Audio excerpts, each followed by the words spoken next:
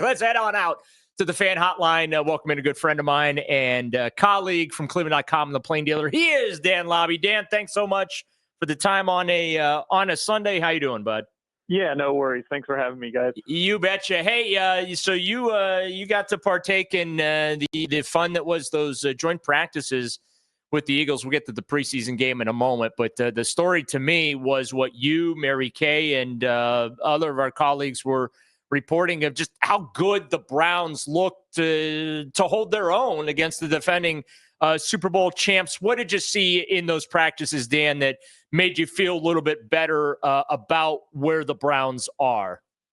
I think the big thing was the defensive side of the ball. I think that's the side of the ball that a lot of us sort of felt like if this team was going to surprise some people or be better than people think, it was going to be because of the defense. And so I think when you go to Philly, and look, there's some asterisks there. There was no A.J. Brown. They just lost Landon Dickerson. But I thought the defense held their own in those practices, especially. And that front four, when they had Myles Garrett out there and Mason Graham, Malik Collins, and then some combination of Isaiah McGuire and Alex Wright, they were creating pressure like crazy. And that's Daryl, Jim Schwartz calls that the engine of this defense. So if those guys are able to create pressure up front, it can cause a lot of problems and kind of mask some of the issues in the secondary behind Denzel Ward. And I think that's what we saw on those two practices.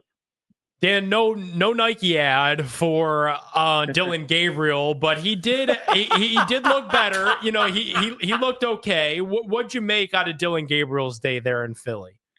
I thought he was very efficient, and I thought it was kind of a day that we needed to see from Dillon Gabriel.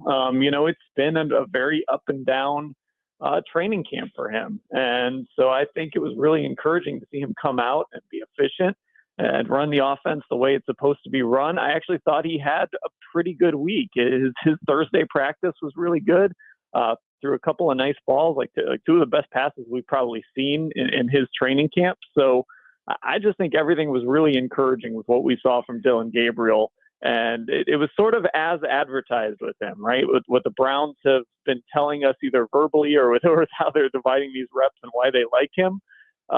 This was sort of a reinforcement of some of that stuff. And it's really kind of the first time we've seen it. Yeah, I mean, as you said, Dan, it is really the first time that we've seen that from him. Do you think maybe a light bulb has gone off for him and we're going to now start seeing more of that from him in camp? And I don't know if he gets any snaps in this dress rehearsal against the Rams on Saturday, but do you think maybe something the worm has turned for him a little bit and we're going to see a little more consistency out of him? Yeah, I hope that it has. And just kind of watching him yesterday, and I was there for the joint practices. I didn't stay for the preseason game. So I was just watching that one on TV like everybody else. But just seeing that sideline and those shots on that sideline of him, it just sort of felt like there was some relaxation there. It felt like there was like a sigh of relief of just, okay, I kind of showed people at least a little bit what I'm capable of. And everybody can just kind of relax now. Now, obviously, there was all that noise around the quote that he had with his interview with Aditi. But, other than that, it just felt like, okay, here's a chance for everybody to just take a deep breath and let's let this quarterback competition. And I agree with you, Daryl. We're kind of just saying competition. It's not really that anymore. Let's just let this thing sort of reach the finish line at this point. Can we just get to the finish line? Okay, so I think we need to do, and I don't mind doing this on the air, Dan. How do we bully Kevin Stefanski into just raising the white flag and telling us Joe Flacco is the starting quarterback? I mean, I've got to tell you, whatever anyone thinks of Kevin Stefanski, I mean, we're going into year 6 of this guy. There is just you can't bully him in these press conferences saying anything he does. I mean, we have had coaches for years who, that first or second time they get asked something, they can kind of shrug it off, but you go back at them like a third time and they just can't help themselves. That's not in Kevin's DNA. He will just go into robot mode and say whatever he wants to say. So I don't know, Daryl. Maybe one of these days we'll be able to break him down, but the scouting report on Kevin after 6 years is he's not going to rattle. And if he doesn't want to tell us something, he's not going to do it. Dan, I just focus on today. That's all I'm trying to do here. Well, Dan, you guys are talking with Kevin Stefanski today here at 1. We're carrying that 92 through the fan for, our audience here. Do you think there's any chance that he puts an end to the madness today and says that Joe Flacco is the starting quarterback? It could happen. I don't think it's going to. I think more than anything, what he's going to say is because they have an off day tomorrow. I think he's going to kind of push it into that maybe, hey, we want to sit down and I want to meet with my coaches and I want to talk to the quarterbacks before I tell you guys what the decision is. That's more what I think we're going to get today. Now, could he shock us all and say, hey, Joe Flacco's the starter? Maybe. But I think it's more likely that when we get out to Berea on Tuesday and he starts to kind of lay out the plan for the week and the plan for that game on Saturday, I think that's probably when he's going to just tell us, hey, this competition is over and it's Joe's job. All right, there's other stuff going on with this football team, Dan. Two things top of my mind. I'll start with the receivers first. They got some issues there outside of Judy. I know they're really high on Tillman. There's a debate, did Deontay Johnson cut that route off that led to the pick six or not? Or someone, Kevin didn't want to put that on Dillon Gabriel. Just what's your view of this receiver room, and obviously the kid that they just signed to, it seems like, Mary Kay said 3-year deal for him. It sounds like Bond is going to be making this football team, doesn't it? Yeah. And look, when you're a team that's desperate, you do desperate things like that. Isaiah Bond Isaiah Bond would have been a day 2 pick. He was a guy that, he wasn't my favorite receiver in that Texas group when obviously Matthew Golden was the guy who I really loved there. And he went earlier anyway, but desperate teams will do desperate things like this. And when you look at this receiving core, it's very thin after Judy, Cedric Tillman, maybe there's been signs, there's been flashes, but there's also been inconsistencies. Jamari Thrash has had a really good camp. He's also had some drops. He's one of those guys that, you kind of look at and say, it's looked good here in the summer. What's it going to look like when we get to the real games, when we get to real Sundays in, September, October, teams are game planning, all of that stuff. Deontay Johnson has had a really good camp until this week. I think he actually went backwards this week. He had a bad drop on a 2-point try in one of the joint practices that led to a pick from Dillon Gabriel. So I thought he took a big step back this week. They're relying heavily. We can have a real conversation about guys like Caden Davis and Gage Larvidan making this roster. And I think that kind of tells you, as nice a story as those guys have been, and maybe they will find a diamond in the rough in one of those two guys. But you know how it is with undrafted receivers. They can look good in camp, then you get to the real games, it looks different. So I think that tells you the state of this receiver room. Dan, a guy that I wanted to ask you about, you just mentioned there, Jamari Thrash. Dan Orlovsky put out this morning that Jamari Thrash should start for the Browns this year. Obviously, he's been the preseason hero in the games. It feels like every third down, he's had a big catch for the team. Is there any shot that we could see his role increased and maybe he could be the wide receiver 2 on the other side of Judy? I understand that that's probably not an ideal scenario, but it feels like he has been the one that has been the most consistent for them to date, right? I don't think he'll be wide receiver 2. I think that's going to be Tillman, but I think Jamari Thrash, if they were playing a real game tomorrow, would start in the slot. I think he'd be that guy. Obviously, one of the forgotten guys in that receiver room is DeAndre Carter, but he's mostly just a return guy, and he'll be sort of their gimmicky. You'll see a lot of DeAndre Carter end arounds. Kevin loves them. I don't know if they'll work. You'll see a lot of them. Hey, that might get Gage on this football team there, Dan. He's the only one who can run it. Yeah, that's true. Shout out to Spencer German for pointing that out yesterday. But I think Jamari Thrash again has had a very good camp, and I think right now he's the guy as that slot receiver. So to Dan Orlovsky's tweet, if you consider that a starting position, which I do, then yeah, I think he's going to end up being a starter, and we'll sort of see with him. It's that ability to hang on to the football and catch the football. And look, with a guy like Jerry Jeudy, we know Jerry Judy's going to have some drops, right? But Jerry Judy's also going to get you 1,200 yards, so you live with that. Jamari Thrash, isn't that level of talent. So he's got to be able to catch the football consistently. If he can do that, then he can certainly be an asset for this team. Dan Labbe, the outstanding Browns writer from Cleveland.com, the Plain Dealer, joining us on the fan hotline. All right, Dan, let's talk about this secondary. You alluded to it earlier, right? I mean, it's Denzel Ward. We know what he can do. But then, I mean, ever since MJ Emerson going down with that ruptured Achilles, it kind of feels like that secondary might not be as strong as we thought it was. And you know, like Cam Mitchell was a guy that I know I had circled as someone to watch and potentially really help out. And it seems he's struggling right now.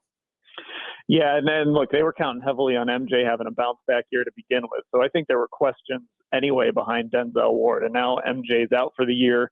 You're going to put Greg Newsome on that outside spot. He hasn't been healthy, though, the last couple of weeks. And that's always kind of the concern with Greg. Can he stay on the field for 17 games? If he can, he's in a contract year. Maybe he can take advantage of this situation. But, you know, when you start to get into Cam Mitchell, Miles Harden, you know, speaking of undrafted guys, Dom Jones has been a guy that I think has had a nice camp and a nice preseason. I think he's going to at least have a chance to make the practice squad. So it gets thin very quickly in that secondary. And that was one of the concerns I had. For as good as this defense was in these joint practices, I was a little concerned with how the Eagles were able to pick on that secondary outside of Denzel Ward. And I wonder how it would have looked if A.J. Brown would have been out there along with Devontae Smith. So you got Denzel and Smith. Now who's going to cover A.J. Brown? So that's the one area of this defense I'm concerned about. You can mask it with a really great pass rush, but in some of these games when maybe some people figure out how to shut this down, you're going to rely on that secondary, and I just don't know if they have the bodies to hold up there, especially if some injuries start to happen. Dan, you mentioned Greg Newsome there. I feel like every time you guys talk to him and have talked to him over the last couple of years, he's kind of bellyached over the fact that he views himself as a true outside corner and a compliment to Denzel Ward in that way, whereas the Browns have been playing him as that slot nickel corner because Emerson has existed. Do you feel like Greg Newsome can finally step into that outside boundary corner role and do it well in a world without Emerson? Well, this is his chance, right? I mean, that's the beauty of football. Eventually, these opportunities are going to find you. So, I mean, you're right. I think he's never been super comfortable with sort of having to be that guy that bounces inside and outside. He's been a pretty good soldier about it. He has sort of complained a little bit at times, but he's done his job and he's done what they've wanted him to do. And now he's got that opportunity. Look, this is what you wanted. It's right there in front of you. You're playing on your fifth-year option. This is a chance for you to go get paid if you can show that you are a legitimate outside corner. So I think this just represents that opportunity he's been wanting to have. It's not the way he wants it. Obviously, you don't want to see somebody, lose their season. And Emerson was a guy going into a contract year too. You don't want to see that happen to a teammate. But here it is, Greg. Here's your chance to go prove it. And if you do, you can make a lot of money in the process. With Quinshon Judkins' legal issues seemingly wrapped up here, and obviously we're waiting to see what the NFL ultimately decides, if anything, they want to do from a disciplinary standpoint related to it. Amani Marshall's looked really good in camp, scored the touchdown yesterday. Is there any chance they find a way to squeeze him onto this 53? I mean, he's been fun to watch. He's a big physical runner. He had a stiff arm in that first preseason game that was impressive. So I think one of the things that Quinshon's absence has shown us is this team it doesn't really have like a guy in that running back room. I mean, they were putting a lot of eggs in the Quinshon Judkins basket. Now they're going to have to ramp him up and see if he's ready to go. Like you mentioned, are they going to have him at the beginning of the year if he gets suspended? So I think there's room for him, especially, I haven't been blown away by Pierre Strong, and he's a guy that's been around for a little while. And I think it's just going to come down to, let's say, between Strong and Amani Marshall, who does Bubba Ventrone like, right? I mean, sometimes that extra running back position can come down to who can help me in coverage, who can help me in the return game. And we have seen Pierre Strong be pretty good in those areas, but if Amani Marshall proves that he can do those things as well, that's how he beats out a guy like Pierre Strong to make this roster. Dan, with all of these QBs and the potential Deshaun Watson clearance to return to play, what do you think the Browns do as they've got to try to whittle this roster down to an initial 53 man? And, at some point, Deshaun Watson's going to be medically cleared to go as well. Yeah, right. That's the giant elephant in the room. And I think we've learned with this football team, you never say never to anything. Like, even if it's a slight, 0.001% chance. Except for if it's a 0.001% chance they're going to be any good. That's the only difference. That's a different conversation. We're talking about the quarterback position here, where anything can happen. Look, last year they kept 4 on the 53 cutdown day. That didn't last for real long. But the problem is, I know a lot of people have floated out this idea that you've seen both these rookies. They both looked good in these preseason games. Maybe this gives you an opportunity to trade Kenny Pickett. But Kenny Pickett is still hurt. And Kenny Pickett still has a hamstring that is limiting what he can do, right? Anybody that's going to want Kenny Pickett is going to want him in part because of his mobility. And that's not there right now. So I think that would be tough to really move him at this point. So I'm still kind of sticking to the idea that they're going to have 4 quarterbacks on this roster when they cut it down next Tuesday. Well, Dan, I'm with you. I think they do keep the 4, and I do think that Kevin Stefanski will tell us absolutely nothing at 1:00 when it comes to what he's going to do with that particular position room. Oh, I can't wait. I'm so excited. The enthusiasm is just pouring out of you right now, and I'm here for it. Dan, thanks so much, and look forward to doing this again soon. Yeah, thanks a lot, guys. You bet. Dan. There he goes. That's Dan Labbe, the outstanding Browns writer for Cleveland.com and the Plain Deal.